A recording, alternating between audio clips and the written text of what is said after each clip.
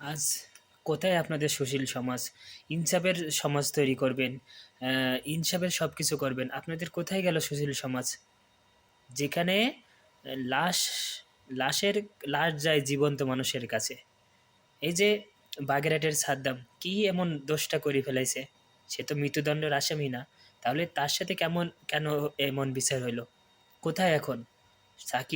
শেখ হাসিনা নাকি স্বৈরাচারী ছিল। তা শেখ হাসিনার চেয়ে বড় স্বৈরাচারী এখন তো দেখছি দেশেই তৈরি হচ্ছে। এখন আর কারোর আসমান জমিন কাঁপে না। হুম? এখন আর কারোর আসমান জমিন কাঁপে না। আমরা রাজনীতি করি না, কিন্তু একটা দেশের নাগরিক হিসাবে এই বিষয়ে কথা বলার সবার অধিকার আছে।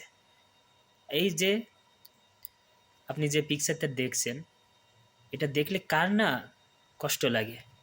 তো এটা কি ভালো হয়েছে না খারাপ হয়েছে? আপনারা তো ইনসাফের সমাজ তৈরি করবেন। তো এটা কী ধরনের ইনসাফ? সবাই ক্ষমতার দখল নিয়ে পড়ে আছেন। দেশটা কোথায় যাচ্ছে, কি হচ্ছে না হচ্ছে, এখন আর কারোর আসমান জমিন কাঁপে না। হায় রে দেশের মানুষ!